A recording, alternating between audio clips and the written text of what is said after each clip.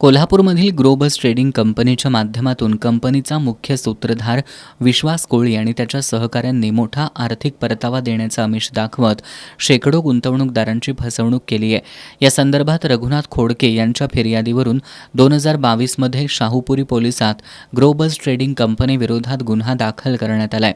यातील मुख्य संशयित आरोपी विश्वास कोळी याच्या जामीन अर्जावरील सुनावणी आज कोल्हापूर सर्किट बेंचमध्ये न्यायमूर्ती शिवकुमार दिघे यांच्यासमोर पार पडली।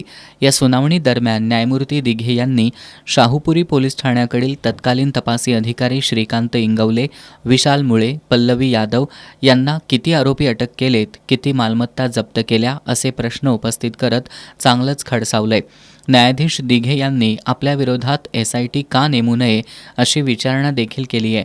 यावेळी तत्कालीन पोलीस अधीक्षक महेंद्र पंडित यांच्यासह सर्व तपासी अधिकाऱ्यांना मंगळवारी 9 डिसेंबरला होणाऱ्या पुढील सुनावणीवेळी स्वतः उपस्थित राहून लेखी म्हणणं सादर करण्याचे आदेश दिलेत। आज झालेल्या सुनावणीबद्दल गुंतवणूकदारांनी समाधान व्यक्त केलंय। ग्लोबल ट्रेडिंग सर्व्हिसेस व त्यांच्या संलग्न कंपन्यांच्या विरोधात गुन्हा नोंद आहे।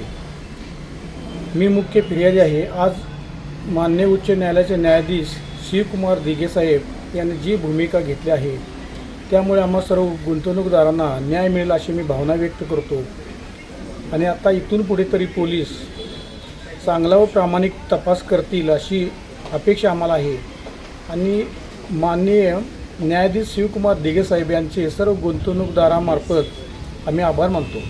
ग्रोबस ट्रेडिंग कंपनीमध्ये गुंतवणूकदारांची 280 कोटी रुपयांची फसवणूक झाली आहे, पण दोषारोपपत्र दाखल करताना केवळ 12 कोटी रुपयांचा आकडा दाखवल्याबद्दल न्यायालयानं नाराजी व्यक्त करत जाब विचारलाय। या संदर्भातील पुढील सुनावणी मंगळवारी 9 डिसेंबरला होणार आहे।